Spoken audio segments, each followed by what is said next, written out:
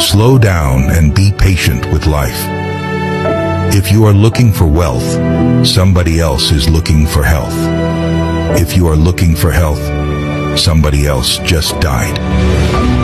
Each time a new mansion springs from the earth, a new grave is dug below the earth. Each time you throw food into a dustbin, someone else is looking for remnant to eat. For each smile on the planet, there's a drop of tear in another place on the planet. For each celebration of childbirth, there are tears of burial. Each time you urinate or drink water, remember, someone is using pipe for the same purpose. So always be thankful. Think of the goodness you have rather than the vanities you long for.